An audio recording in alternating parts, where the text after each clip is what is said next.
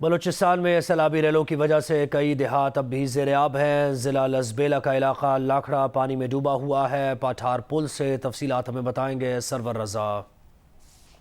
मैं इस वक्त आपको रिपोर्ट कर रहा हूँ ज़िला लजबेरा पाठार पुल के मकाम से।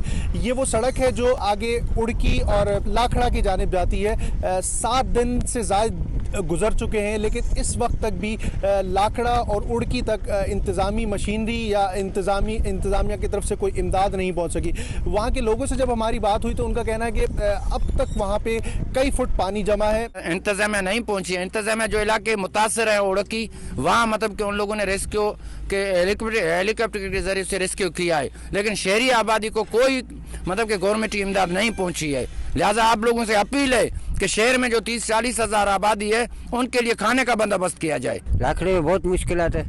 हाँ, नहीं राशन है, नहीं कोई चीज़ नहीं है। समझो अभी भी कितना मंजिल हम लोग पैदल सफ़र करके आए राशन के लिए, पेट के लिए। समझा, घर गिरे हैं, सब चीज़, कोई चीज़ बचा नहीं है। फ़िज़ाई सर्विस के तहत कुछ इमदाद तो पहुंचाई जा रही है। हम भी बड़ी मुश्किलों से, कच्चे रास्तों से, बहुत सारे जो बंद है वो टूटे होने की वजह से बड़ी मुश्किलों से हम यहाँ तक पहुँचे हैं। और अब इस वक्त जो है पाठार पुल के मकाम पे रुके हैं। इससे आगे हमारी गाड़ी नहीं जा सकी। हम कोशिश करेंगे कि हम किसी तरीके से लाखड़ा तक पहुँचें ताकि वहाँ की जो लोगों की सूरत हाल है, किस कर्ब में वो ज़िंदगी गुजार रहे हैं, वो हम आपको दिखा सकें। जियो न्यूज़ बलूचिस्तान के सैलाब ज़दगान की आवाज़ तो बना हुआ है और अपनी हर महदूद वसाइल के तहत लोगों तक पहुंचने की कोशिश कर रहा है और उनकी मुश्किलात से अपने नाज़रीन को आगाह करने की कोशिश कर रहा है।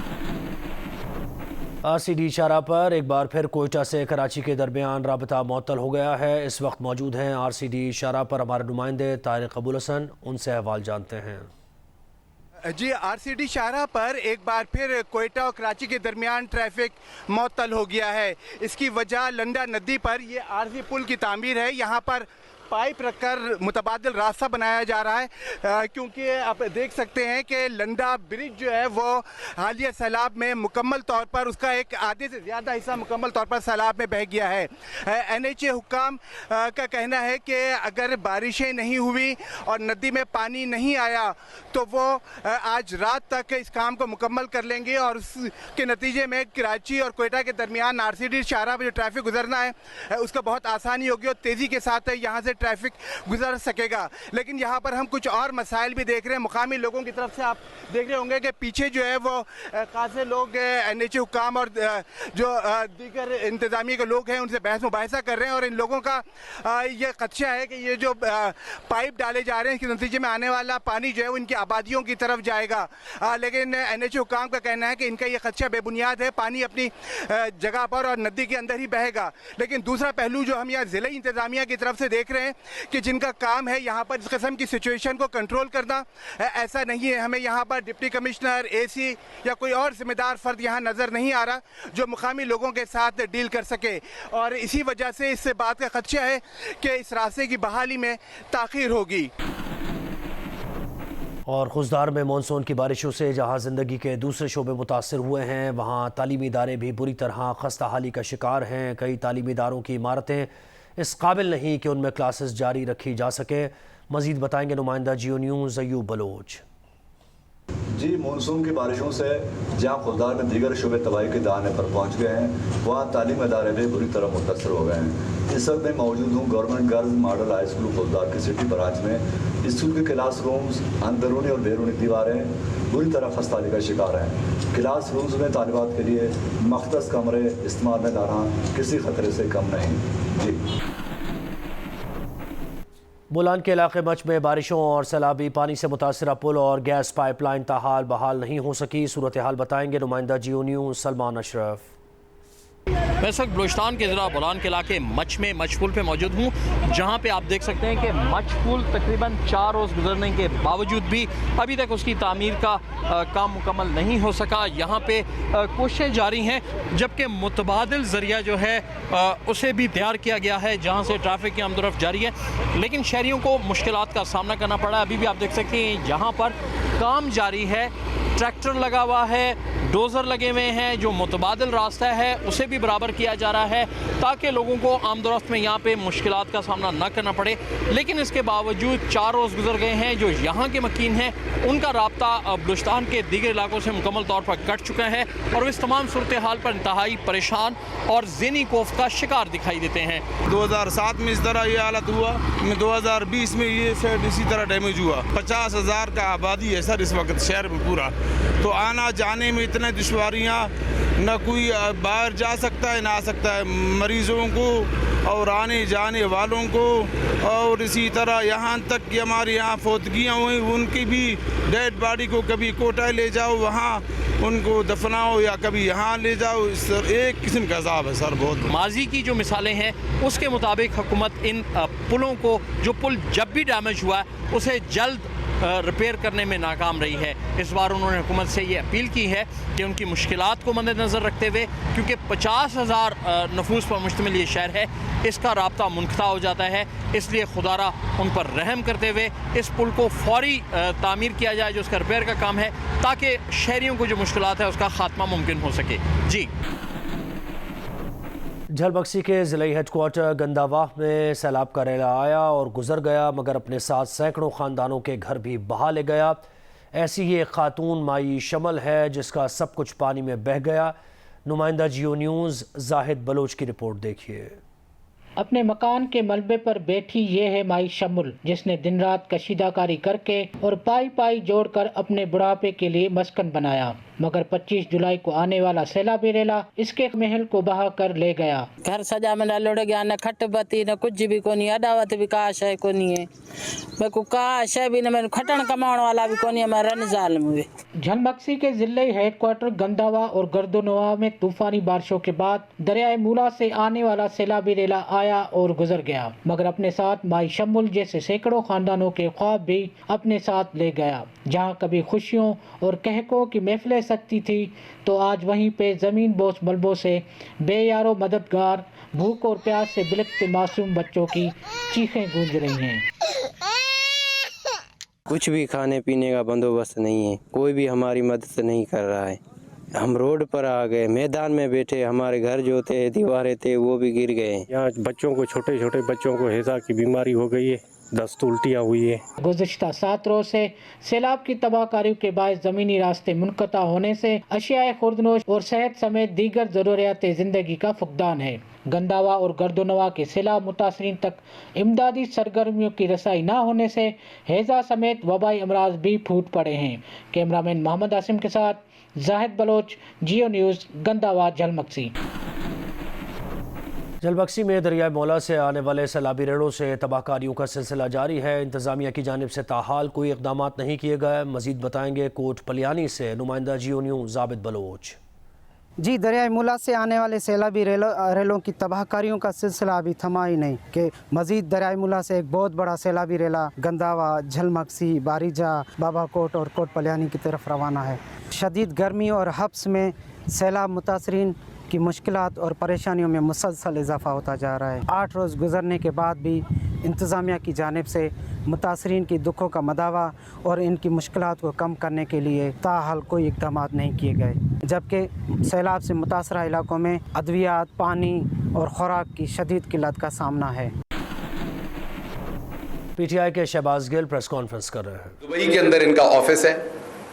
ये हिंदुस्तानी कंपनी जिसका मालिक बहुत करीब है मोदी के, आप अभी गूगल करेंगे तो बेशुमार तस्वीरें उनकी मोदी को के साथ आपको नजर आएंगी। उनकी कंपनी से ये खुद गाड़ी चला के बावकार आदमी जो फिरते हैं इस्लामाबाद में, बड़े ईमानदार आदमी का आपके सामने देते हैं ये इमेज। इन साहब को कंसल्टेंसी फी मिलती है।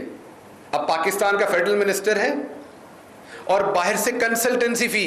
आपको याद होगा मैं यूनिवर्सिटी में पढ़ाता था तो पूछते हैं कि किस चीज़ के पैसे आते हैं, तो मैं तो बताता हूँ, मेरे पास तो सारा रिकॉर्ड है कि फ़लाँ यूनिवर्सिटी में पढ़ाया, ये 200 स्टूडेंट थे, मैं ये भी है कि उनके क्या क्या ग्रेड आए, मैंने क्या पढ़ाया, मेरे नोट्स क्या थे।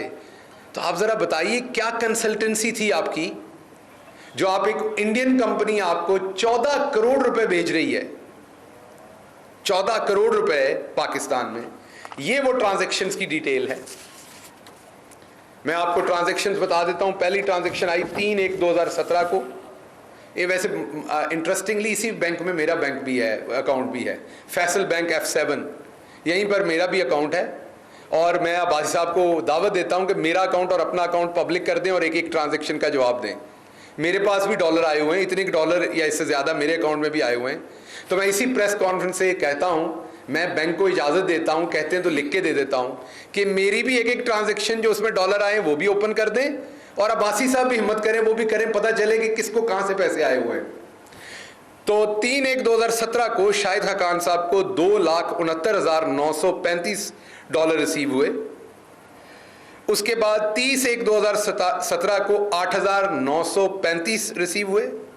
फिर 29/12/2016 को $2,59,935 जो हैं वो रिसीव हुए इनको। ये 3 ट्रांजैक्शन हैं जिनकी सारी डिटेल मैं प्रेस कॉन्फ्रेंस के बाद आपके हैंडओवर कर दूंगा। अब ये जो ट्रांजैक्शन होती हैं इनकी आपको पता है कि एक ओरिजिनल मैसेज निकलता है, वो मैं आपके सामने रखता हूँ। ये है जी ट्रांजैक्शन नंबर 1। ये ओरिजिनल मैं आपको ट्रांजैक्शन की जो बैंक में डॉक्यूमेंट है वो दे रहा हूँ। इसमें बड़ा क्लियर लिखा हुआ है कि ये कंसल्टेंसी फी है। इस ट्रांजैक्शन के ऊपर बड़ा क्लियर लिखा हुआ है कि ये इन्होंने कंसल्टेंसी फी की मद में ये पैसा रिसीव किया। ये ट्रांजैक्शन नंबर 1 है। ये ट्रांजैक्शन नंबर 2 है। इसकी भी मैं आपको बैंक की ओरिजिनल कॉपी दे रहा हूं। ये भी आप बैंक से वेरीफाई करवा सकते हैं, फैसल बैंक यहीं मौजूद है, उनसे पूछिए। और पीछे से जो बैंक था जिन्होंने भेजा था वो मशरिक बैंक है, वो भी इन्वॉल्व है इसमें, उनसे भी आप पूछ सकते हैं। ट्रिनिटी कंपनी जो है वो दैट इज ओन्ड बाय जो उसकी इंडियन कंपनी है वो है सिद्धार्थ। आपने फिल्मों में अक्सर नाम सुना होगा, हिंदी नाम ये सिद्धार्थ जो है Greece and lubes private limited, ये उनकी हिंदुस्तानी कंपनी है जिसकी ये सब्सिडरी है या जिसके असल मालिक इस कंपनी के ट्रिनिटी के पीछे सिद्धार्थ जो ग्रीस एंड ल्यूब्स वाले हैं वो हैं। और ये तीसरी मैं आपके सामने रसीद रख रहा हूँ। ये रसीदें हैं जो आज तक इस टब्बर ने नहीं दिखाई, कभी कतरी खत, कभी कैलबरी फॉन्ट, कभी कुछ। हम आपसे जब बात करते हैं इनकी रसीदों के साथ बात करते हैं। ये रसीदें हैं इनकी जो इनको पैसा रिसीव हुआ है, जिसको ये कंसल्टेंसी फी कह रहे हैं। उसके बाद अगर आप गूगल में करेंगे, इस कंपनी को गूगल करेंगे तो आपको गूगल में नजर आएगा हु वी आर, ये कंपनी बताएगी इंडिया से कहां से हैं, क्या इनका। और अगर मजीद आप करेंगे तो आपको इसके मालिक की मोदी जी के साथ बैठे हुए, खड़े हुए, फिरते हुए तस्वीरें भी नजर आएंगी। और ये इनकी फैसल बैंक की बैंक स्टेटमेंट है जो F7 ब्रांच के अंदर इनका अकाउंट है। ये उसकी बैंक स्टेटमेंट है, ये भी मैं आपको प्रोवाइड कर दूंगा, जिसके अंदर ये ट्रांजैक्शंस वाज़ेह तौर पर नजर आ रही हैं जो इनके मुताबिक इन्होंने कंसल्टेंसी फीस के लिए इन्होंने रिसीव की हुई हैं। किस चीज़ की हिंदुस्तानी कंपनी को ये कंसल्टेंसी दे रहे थे? याद रखिए ये पेट्रोलियम मिनिस्टर थे और ये ग्रीस बनाने वाली कंपनी है, मीन ये भी पेट्रोलियम प्रोडक्ट्स की कंपनी है। ये दोबारा आपने याद रखना है, ये पेट्रोलियम प्रोडक्ट की कंपनी है, ट्रिनिटी हो या सिद्धांत हो पीछे। और ये पेट्रोलियम मिनिस्टर है पाकिस्तान के, और एक इंडियन कंपनी से ये कमीशन ले रहे थे, रिश्वत ले रहे थे, जिसको नाम कंसल्टेंसी फी रखा हुआ है। जैसे कई लोग रिश्वत मनी को स्पीड मनी कहते हैं, ना जिहड़ा मर्जी रख लो। जिस तरह तुसी इत्थों एक सानू फैडरल च भेजिया सी पंजाब स्पीड, वो बेचारा वो अब इधर से निकलते ही ठुस हो गया जाते ही। तो नाम रखने से, नाम तो यहाँ के आईजी का भी राव सरदार था, वो राव गुलाम निकला। तो माँ बाप ने तो सरदार रखा था, उन्हें था कि कोई बड़ा बहादुरी का काम करेगा ये बच्चा बड़ा होके, ये कोई बड़ी गैरत वाले सौदे करेगा। तो वो आपने देखा जिस तरह से औरतों को मरवाया उस आईजी ने, जिस तरीके से हमारी MPA को एक को वहाँ पर तशद्दुद का निशाना, वो कोमा में रही, अभी तक उनकी स्पीच थेरेपी हो रही है। वो सारी गलाजत का मोजद जो था वो राव गुलाम था, जिसका नाम गलती से बर्थ सर्टिफिकेट पे राव सरदार लिखा गया था। और वो शख्स अब रेलवे में भागा हुआ है। तो मुझे शक है कि कहीं रेलवे में अब ये वाले काम ना हो। तो तमाम मुसाफिर अपने सामान की हिफाजत कर लें, अपनी इज्जतों की हिफाजत कर लें, अपनी औरतों की हिफाजत कर लें, क्योंकि एक बेशर्म आदमी आपका आईजी लगा हुआ है। ये ना हो कि वहां पर आपके लिए वहां भी मसाइल खड़े हों। तो मैंने जो आपके सामने ये चीजें रखनी थी वो ये रख दी। ये 3 ट्रांजैक्शंस हैं। अब जब आप शाहिद खाकान अब्बासी से पूछेंगे ये चीज तो 2-3 तरीके होंगे। एक, वो ये बताएंगे कि मेरे अब्बा के किसी ने पैसे देने थे जो उन्होंने भेजे हैं। शायद बताएं मैंने कर्जा लिया है। शायद बताएं ऐसे ही गलती से उन्होंने मुझे पैसे भेज दिए होंगे, मुझे अभी तक याद ही नहीं वापस भेजने हैं। शायद बताएंगे कि ये मेरा प्राइस बॉन्ड बाहर निकल आया था। कोई ना कोई कहानी होगी फिल्मी किस्म की, लेकिन जवाब इन्हें देना चाहिए। अभी तक नैब में इन्होंने जवाब नहीं दिया इसका कोई खातर ख्वाह। ये अब आएंगे, प्रेस कॉन्फ्रेंस करेंगे, वो मेरा ख्याल बाजी आएगी वो जो डेले निकालती है बाहर, डेले मतलब आंखों को कहते हैं, लोगों के बच्चों को डराने के लिए, वो बदजुबान बाजी आएगी, अभी डेले निकाल के बात करेगी। उस बाजी की अपनी करतूत ये है कि उसका शौहर जो है उसके कहने पे बाजी ने सिगरेट बनाने वाली इंपोर्टेड कंपनीज को अरबों रुपए का फायदा लेके दिया है। और ये जो मीसनी बाजी है इसने फाइनेंस मिनिस्टर से जबरदस्ती वो करवाया। सारी बातों का जवाब देती है, ये जवाब नहीं देती जब मैं और फवाद चौधरी पूछते हैं कि सिगरेट बनाने वाली कंपनीज को आपने क्या फायदा दिया, उसका जवाब नहीं दिया। तो मैं वापस बता रहा हूं कि इनके सिर्फ लीडरशिप के ये कारनामे नहीं है। हदैबिया पेपर मिल से ये शुरू हुए, आपको पता होगा। फिर मेरी लंदन तो क्या, पाकिस्तान में कोई प्रॉपर्टी नहीं। फिर हजूर ये हैं वो जराए, फिर कैलबरी फॉन्ट, फिर ऊंटों पे पैसा गया था, फिर हमारे दादा को तोहफा मिला था। भाई अगर कतर ने आपको तोहफा दिया है, आप दिन रात बड़ा तोशा खाना करते हैं। अगर कतर ने आपको तोहफा दिया तो कतर चीचावतनी में तो है नहीं, ना ही कतर साहिवाल में है, ना ही फैसलाबाद में है, ना ही डीजी खान में है। कतर तो बाहर का मुल्क है। अगर उसने तोहफे में आपको अपार्टमेंट दिए थे तो तोशा खाने में जमा कराने थे। पहले नहीं कराए तो अभी अपने अपार्टमेंट तोशा खाने में जमा करा दें, क्योंकि वो तो आपको एक बैरूनी गिफ्ट मिला हुआ है आपके हिसाब से। तो वो अपार्टमेंट तो फिर तोशा खाने में होने चाहिए, और उस अपार्टमेंट में रहने वाले भी तोशा खाने में होने चाहिए। जो इस टाइम रह रहे हैं वो भी तोशा खाने की मलकियत है फिर इस हिसाब से। इसलिए ये खानदान अगर आप देखें तो नवाज शरीफ, शहबाज शरीफ, तहरीक इंसाफ के रहनुमा शहबाज गिल न्यूज़ कॉन्फ्रेंस कर रहे हैं। बलूचिस्तान में सैलाब ने ज़िला लज़बेला को बुरी तरह मुतासर किया है। लाखड़ा के इलाके में रास्ते बंद होने की वजह से लोगों को मुश्किलात का सामना है। जियो न्यूज़ की टीम इन दुश्वार गुजार रास्तों से होती हुई कल कई किलोमीटर पैदल चलकर तहसील लाखड़ा तक पहुंची है। वहां की सूरत हाल से हमें अपडेट करेंगे सरवर रज़ा। बलूचिस्तान में आने वाले सैलाब में ज़िला लज़बेला जो है वो बहुत मुतासर हुआ है। इसकी तहसील लाखड़ा जो है वो बुरी तरीके से मुतासर हुई है। 9 दिन गुजर चुके हैं, लेकिन अब तक इस लाखड़ा का जो है ज़मीनी रास्ता बहाल नहीं हो सका। मुख्तलिफ शाहराहों में जो कनेक्टिंग ब्रिजेस थे जिनमें ये जाने का रास्ता था, वो तमाम के तमाम रास्ते बंद है। इस वक्त यहाँ सूरत हाल ये है कि यहाँ की जितनी जो अशिया खुर्दनोश है वो ख़त्म हो गई है। पेट्रोल यहाँ पे अवेलेबल नहीं है। इसके साथ साथ जो सब्जियाँ हैं वो भी यहाँ मौजूद नहीं है, जिसकी वजह से यहाँ जो है लोगों को मुश्किलात का सामना है। कुछ लोग हमारे साथ हैं, आइए इनसे जानते हैं इन्हें किन मुश्किलात का सामना है। हम लोग के रास्ते बह गए लाखड़ा तहसील को कनेक्ट करने के लिए दूसरे शहरों से। कुल टोटल हमारे पास 4 सड़कें हैं जो चारों पानी में बह चुकी हैं। आप लोगों ने बखूबी उनको देखा और क्या सिचुएशन है। अभी भी लोग किस तरह पानी से कीचड़ से निकल के जा रहे हैं। अभी यहाँ पे एक छोटी बच्ची की डेथ हो गई है। उसको जो पेशेंट थी उसको ले जाने की कोशिश कर रहे थे, उसको पार नहीं करा सके, कीचड़ में फंसे हुए थे, रास्ते में ही उसकी डेथ हो गई। इंतजामिया की जानिब से इक़दाम तो किए गए हैं, लेकिन यहाँ जब हमारे लोगों से बात हुई उनका कहना यह है कि रास्ते ही बंद है। सबसे पहले रास्ते खोले जाएं ताकि यहाँ से लोगों की आमदोरफ्त हो, खाने पीने की जो अशिया है वो यहाँ आ सके। इसके साथ साथ जो हेलीकॉप्टर सर्विस चल रही है उससे जो खाना जो है वो खाना ये जो राशन डिस्ट्रीब्यूट किया जा रहा है वो इस तहसील में जो है सिर्फ पानी ही पानी है। आगे जब सिटी में जाएंगे वहाँ पानी है तो वो राशन जो है वो भी पानी में गिर रहा है, जो लोगों के इस्तेमाल में नहीं आ रहा। मुल्क के बालाई इलाकों से गुजरने वाले दरियाओं की सतह बुलंद होने के बाद दरियाए सिंध में कोटरी बैराज के मकाम पर क्या सूरत हाल है, ये बताएंगे अली नईम। बिल्कुल, मैं दरियाए सिंध पर कोटरी बैराज के मकाम पर मौजूद हूँ और इस मकाम पर अब से 1.5 महीना कबल सिर्फ रेत उड़ रही थी।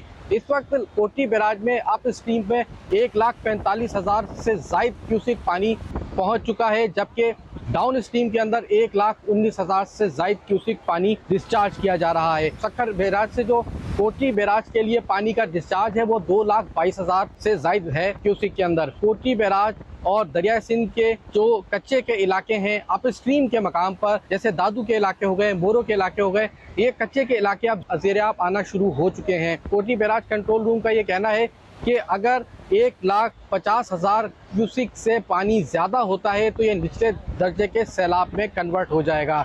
और इस हवाले से महकमा आबपाशी का यह कहना है कि जो दरियाए सिंध के जो बंद हैं वो इस वक्त जो निचले दर्जे का सैलाब है उसको कंट्रोल करने के हवाले से मजबूत हैं और ऐसी कोई फिक्र की बात नहीं है।